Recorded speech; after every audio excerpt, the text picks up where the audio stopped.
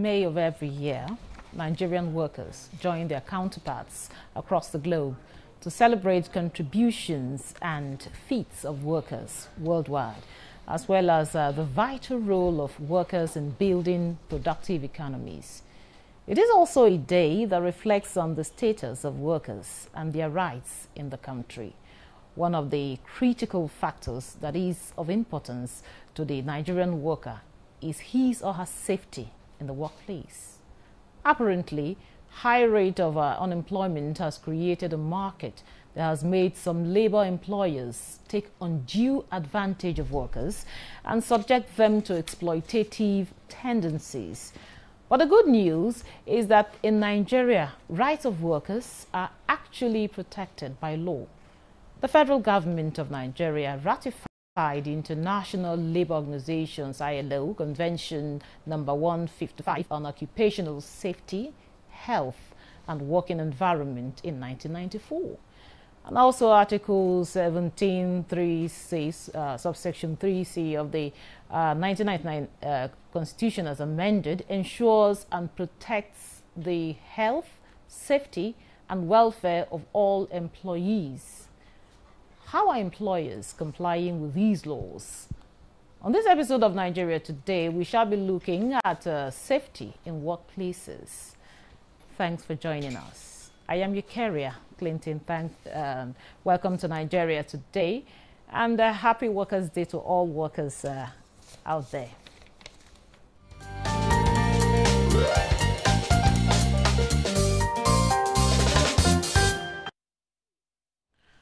Now, with us in the studio to discuss safety in workplaces is Michael Nachi. He's the President, National Association of Nigerian Nurses and Midwives. Glad to have you on Nigeria Today, Mr. Michael. Pleasure to be here today. Also in the studio with us is Ukeme Udofa.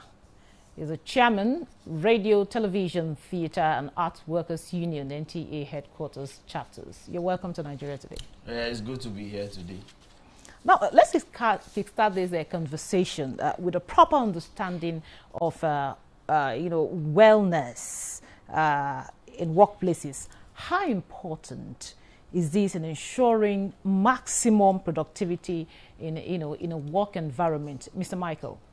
Thank you so much. Anytime you talk about wellness in relation to safety, you are referring to an environment that is safe and free from any harm or injuries.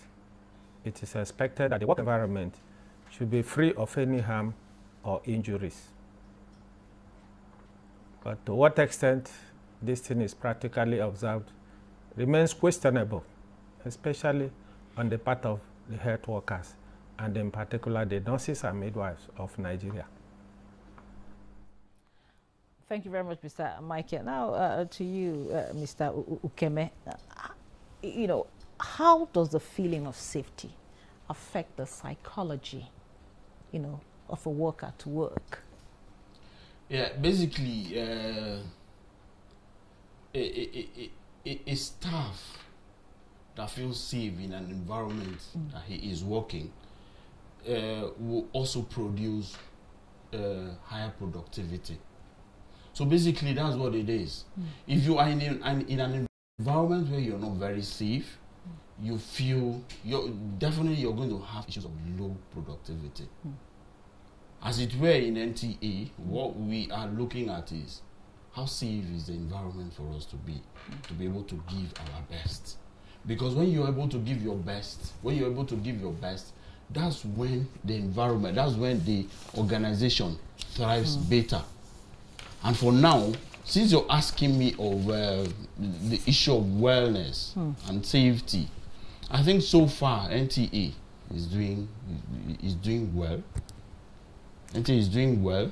We will also, as labor, as the union, we also will expect better. But so far, they are doing well. Now back to you, Mr. Michael. Talking about safety in workplaces, what are the rights of workers, with regard to this? Now, when you talk about safety, what are the rights of workers? An worker has the right and protection to be safe in any working environment, because it is only when that worker is safe that will be able to put in the best. And that is why most often we talk about best practices. What is best practices all about? It has to do with application of standard and guidelines that will always give the best result, best outcome, more productive as compared to any other alternative way of working. Now, Mr. Udofa, now, I know you talked so much about what NTA is doing, to ensure that workers are safe in the environment, of course, and of course you've said they are doing quite a lot. I will agree with that because I'm, one of the staff. Now, how can a worker's right, be protected in event of violations, by the employer? In the event of violation by the employer. We have every worker is entitled to belong to, has the right to belong to a particular union. The union has the right to fight for the workers' right. So every worker belongs to a union, and it is the right of this union, or if any right is violated by the employer, it is the place of the worker to take that to the union for that right to be addressed. So basically, that's why you belong to any union. If there's any issue that your right is being violated, then you take it to your union, and then the union. That's why the union is there. So basically, that's what it is. Now, Mr. Michael, tell us some of the work hazards in relation to what you do. Tell us some of the experiences and how you've been able to address some of these issues in terms of when you're talking about safety of workers in the workplaces. Thank you so much. The health worker generally work in an environment that honestly is considered as quite unsafe, particularly the nurses and midwives. And what does this entail? If you are talking about occupational hazard, you consider exposure to physical substances, chemical, corrosive, psychological, explosions, and all manners in the use of machines. Now, as a worker, if the environment is not conducive, there is a tendency that is already exposed to hazard. And when such incident happens, sometimes it can lead to severe injuries or loss of life. And if any establishment does not have friendly environment in such a way that provisions are made to handle emergencies, it exposes the worker the more. Because there are some establishments that when issues of hazard is reported, it is underplayed. No attention is given. But expectedly, any establishment should be ready to provide precautionary measures that will protect the worker, and then give a kind of freedom for people to report in case of any anticipatory incident that might happen because a worker may be involved. It is also expected that there should be open communication, clearly written. If a machine requires a particular method, is written.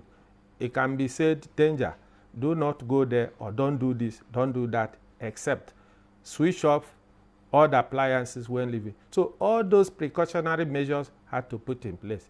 But when you come to the nurses and midwives, that's why I always say that they are more or less exposed to danger, is that they relate directly with the patients.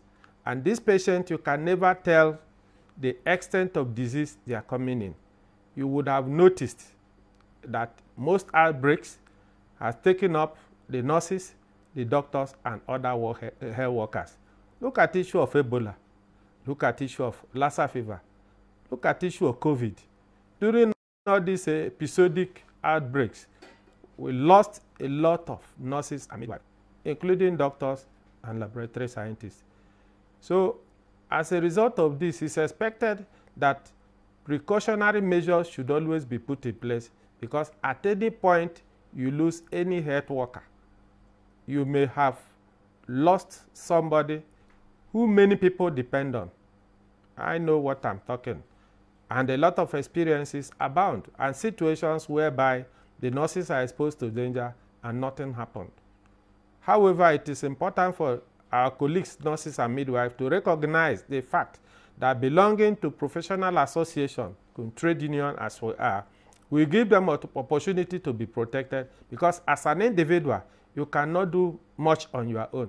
It is that professional association, trade union, that will fight when you belong to a particular unit and you have any challenge in that particular facility, be it at the local government level, the state, or the federal, any facility you are working and you experience any form of hazard.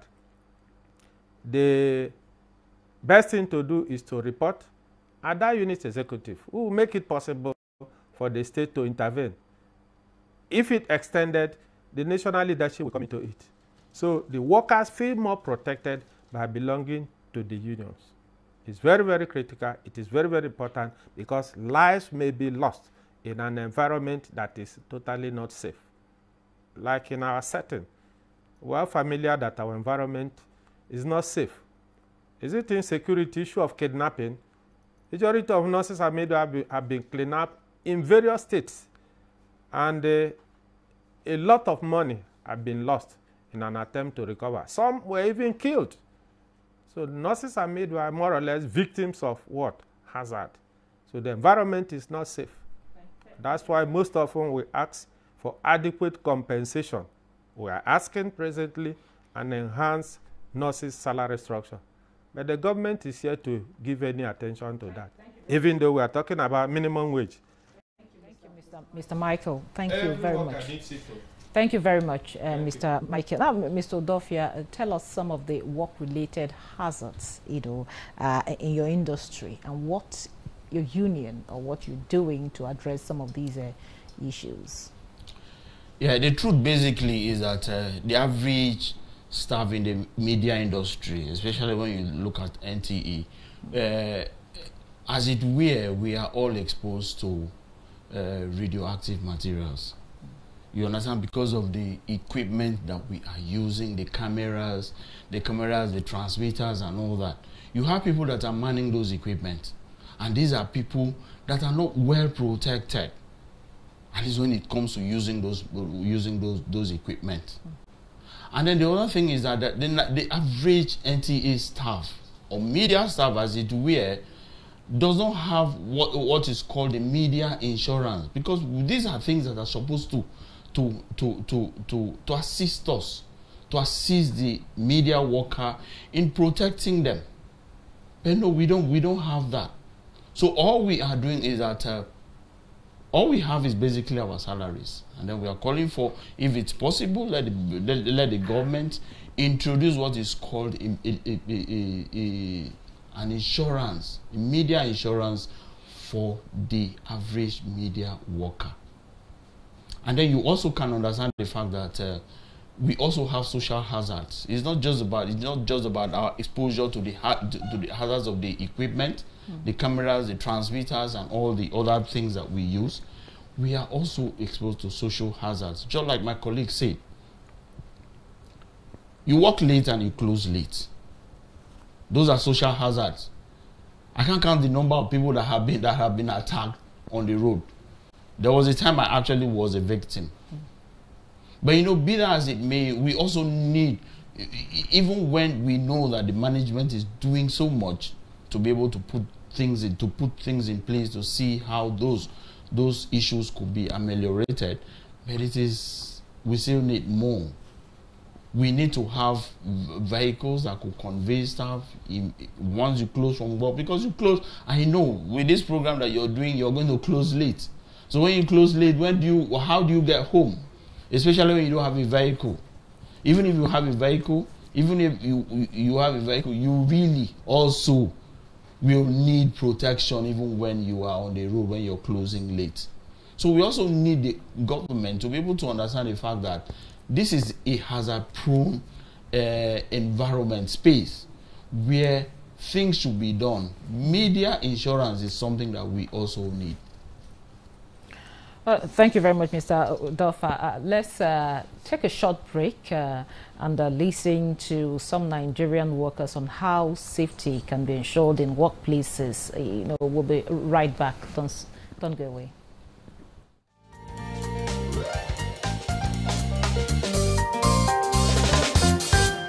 We don't have enough awareness for most companies on what safety is and how to work safely, and the things to do to develop safety consciousness in their workers.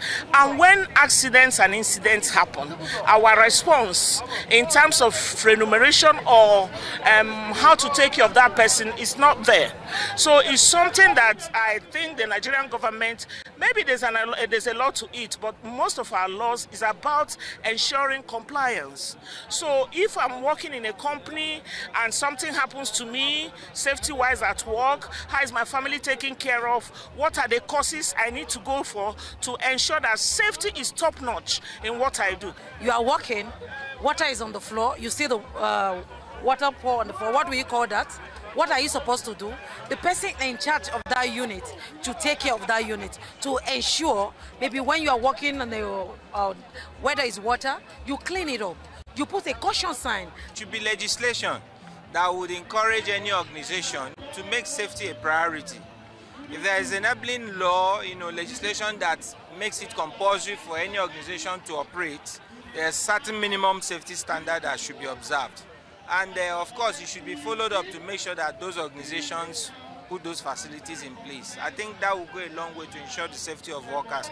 Making sure that each organization like us have health and safety units that will go a long way to educate and reorientate people on this. I'm employing all the DGs concerned to please go and look for more security hands apart from all this individual security. Let there be signposts like police in the various offices or civil defense.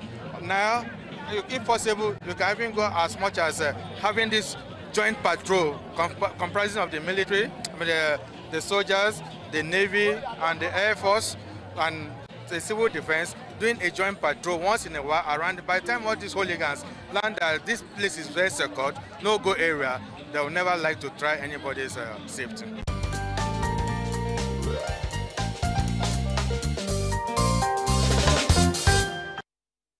Glad to have you back. If you are just joining us, this is Nigeria Today, and we are talking about safety in workplaces. And I have with me here in the studio two gentlemen. Now, Mr. Michael, earlier on, Mr. Udofia said quite a lot of things about, safety in workplaces.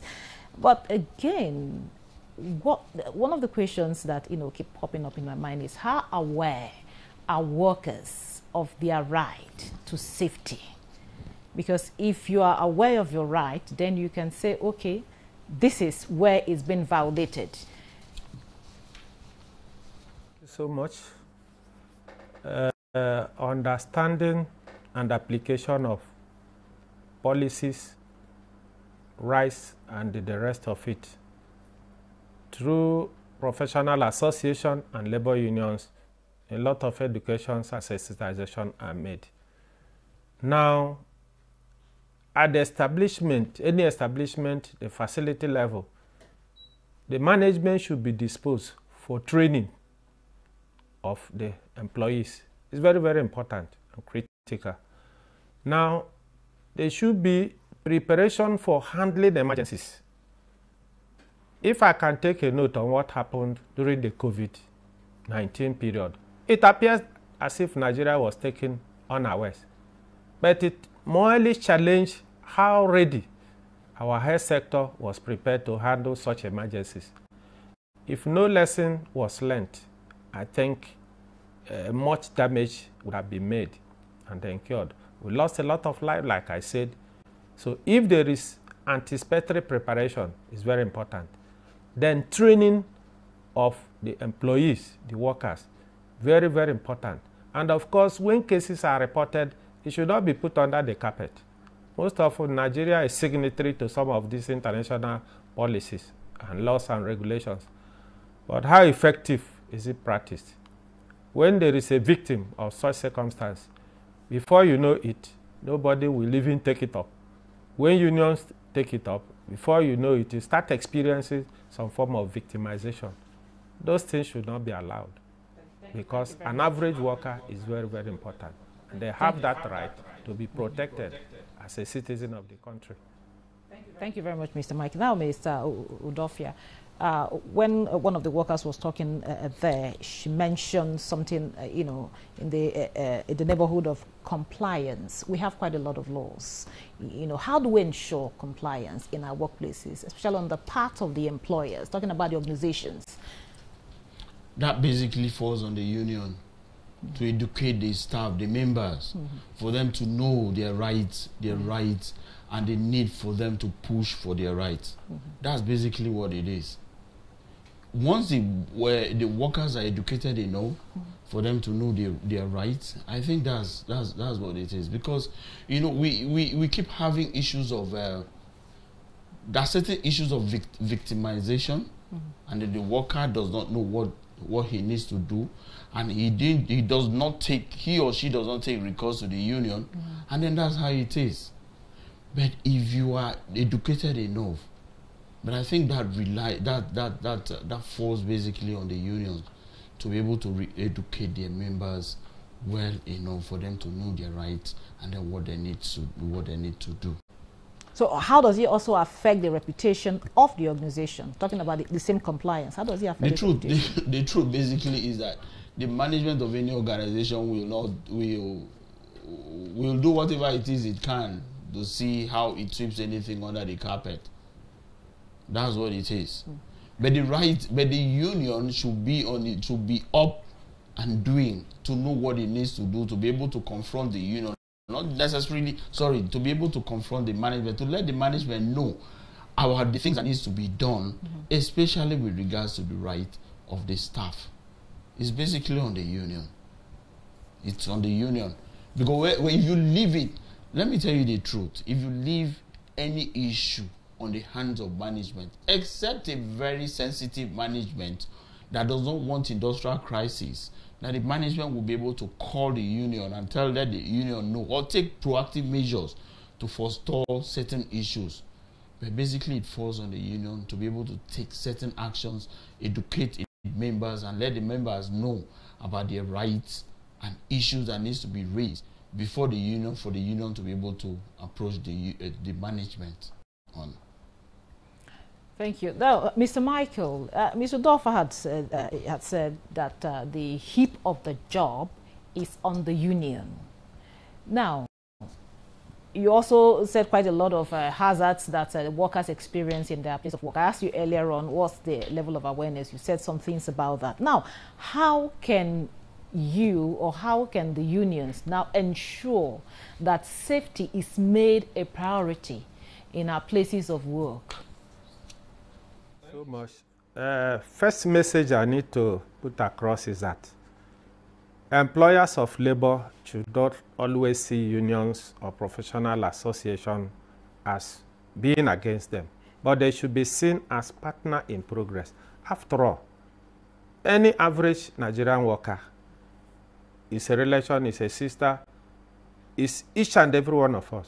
But at any point, the management takes the other position, this labor group, they are disturbing us, this and that. That's why they get it wrong.